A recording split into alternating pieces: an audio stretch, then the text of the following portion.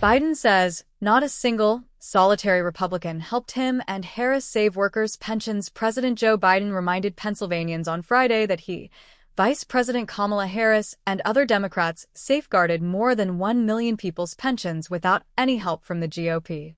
Visiting a union hall in Philadelphia, Biden and local union leaders highlighted the American Rescue Plan of 2021 and how it funded union pension plans that were facing insolvency.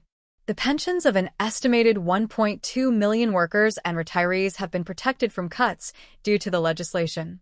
It was no accident that the event took place in Pennsylvania, perhaps the most critical of battleground states for Harris, the Democratic presidential nominee, and for her opponent, former President Donald Trump.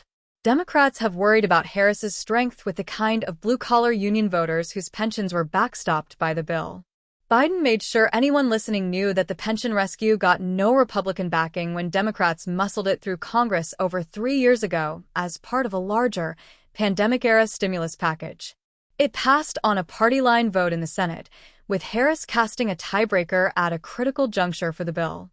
The president said the vote underscored the hyper-partisan nature of Congress these days. We used to have real differences in the Senate, but at least when the critical things, we ended up getting together. But not anymore, Biden said. This is a different deal we're working with. Not a single, solitary Republican in the House or the Senate, not one, voted to help with the pensions. Not one single one. It's the way things have gotten, he added. It's wrong. He said that he and Harris worked like hell to include the pension rescue, known as the Butch-Lewis Act, as part of the American Rescue Plan, and theorized that some Republicans would have voted for it but were afraid to cross party leaders. I believe a lot of those Republicans who voted no thought it was wrong. But they're afraid to vote the right way, Biden said.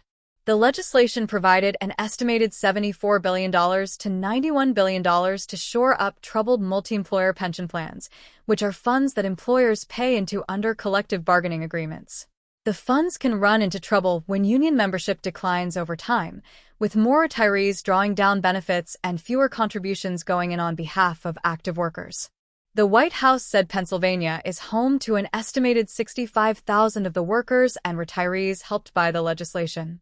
The Pension Benefit Guaranty Corporation, a government-run entity that insures multi-employer pension plans, said Friday it had approved an application to pump $684 million into a plan covering 29,000 workers and retirees in the service sector.